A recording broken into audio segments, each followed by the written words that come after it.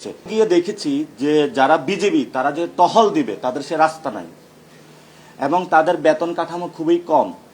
তাদের অস্ত্র শস্ত্রগুলা আধুনিক না, আধুনিকায়ন করা হয় নাই।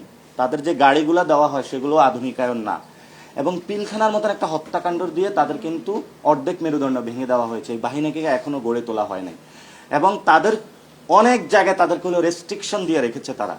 তাহলে আমরা বিজেপিকে যদি শক্তিশালী করতে পারি, এবং এটা স্বরাষ্ট্র মন্ত্রণালয় থেকে কোনো ধরনের উদ্যোগ নেওয়া হচ্ছে না, কারণ উনি যদি উদ্যোগ নেয় তাহলে তো ওনার কক্সবাজারে আর ইয়াবা ডুববে না, ডুববে ইয়াবা ডুববে না। উনি যদি উদ্যোগ নেয় তাহলে হলো দুলুবাইয়ের এলাকা দিয়ে তো আর গরু ডুববে না।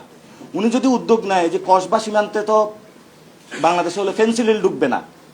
এই জন্য হলো সরকার এখানে ফেন্সিডিল ব্যবসা করার জন্য যারা মন্ত্রী এমপি ইলেকশনের সময় টাকাগুলা যে ছাড়ে, এই ফেন্সিডিল ব্যবসা 5 বছর করে, ইয়াবা ব্যবসা করে এবং যত উল্টাপাল্টা সবকিছু ব্যবসা করে, তখন জনগণের উপরে হলো অগণতান্ত্রিক ইঞ্জিনিয়ারিং মাধ্যমে একটা ইলেকশন তারা চালিয়ে দেয়।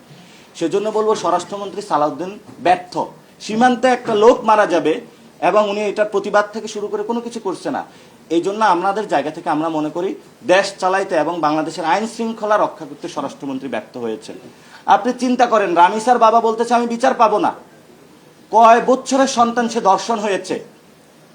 শাহ আলী মাজারে কারা মপ করেছে।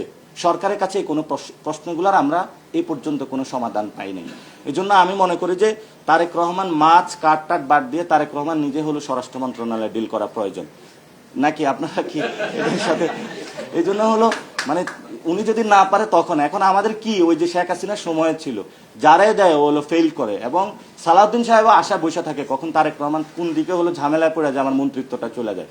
মন্ত্রীদেরও তো হাত পা বাঁধা, অনেক মন্ত্রীর সাথে তো আমাদের কথা হয় যে ফাইল নিয়ে যায়, ফাইল রেখে চলে যান, কারণ আমার এটা হলো হাওয়া ভবনের লোকদেরই হলো আমি করতে হবে, আপনার দরকার নাই এখানে। তো সরকারের যে কিচেন ক্যাবিনেট আছে, অর্থাৎ মন্ত্রণালয়ের ভিতরে সরকারের একটা আলাদা মন্ত্রণালয় আছে, সেই মন্ত্রণালয়টা কিচেন ক্যাবিনেট হলো সবচেয়ে দক্ষ মানুষদের দিয়ে বানায়, যারা হলো বাংলাদেশটা লিড করে থাকে বা যে কোনো কান্ট্রি লিড করে থাকে। সরকারের কিচেন ক্যাবিনেটটা হলো হাওয়া ভবনের কিচেন ক্যাবিনেট এবং যারা দুর্নীতি অর্থনৈতিক শৃঙ্খলা থেকে অনেক কিছুর সাথে জড়িত, তারাই কিন্তু বাংলাদেশের নেতৃত্ব দিচ্ছে, যাদের কাছে আমরা কোনো আশা করতে পারছি না। এটা আমাদের জন্য দুঃখজনক যে 3 মাসের মাথায় আমাদের সরকারের বিরোধিতা করতে হচ্ছে। যেখানে সরকার হানিমুনে আছে, আর হানিমুনে কেউ যদি ডিস্টার্ব করে তখন তো সরকার একটু বেশি রাগান্বিত হয় যে কোনো হানিমুন পিরিয়ডে, যে হানিমুনে আসছি, এত সুন্দর একটা অবস্থানে আছি, তোমরা কেন উকি ঝুঁকি দিচ্ছ, মানে আমাদেরকে একটু ডিস্টার্ব করতেছো।